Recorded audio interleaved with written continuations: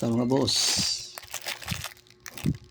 natay i-explain diri ano siya ang DCMCB, direct current mini circuit breaker.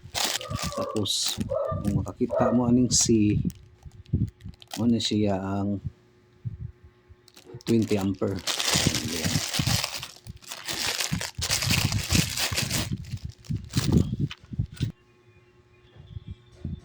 So ini siya ang ikabit nimo nga wire 12 EWG na copper wire.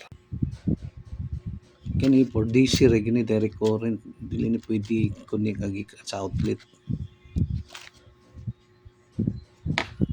Napunta dire mo ni siya gitawag og DIN rail. Mo ni siya holder sa atong MCB. Ani pasok rin mo siya dire. Ani oni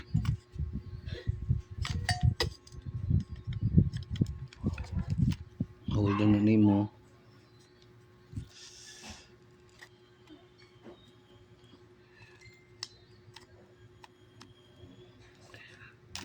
Ana.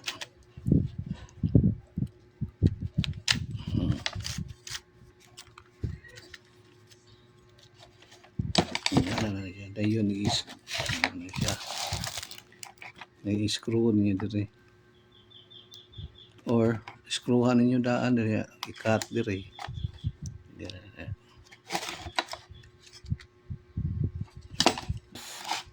Pa-off pa ni siya. So atong i-testing kung na polarity.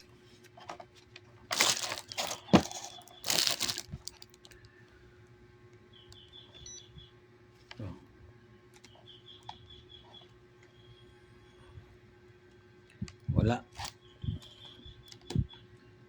Wala. Ato yun.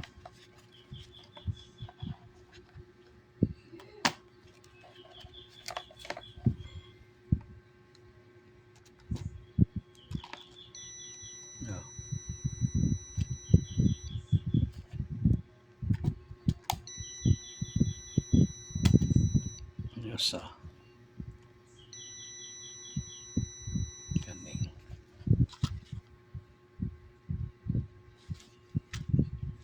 Kinahanglan din mo kani negative. Kani negative, positive ayaw i-cross. Di pwede dire yung connection niya dire. So di na pwede. So, kadung ni dire. So din mo dire ang input dire. Ari dire ang battery or solar panel.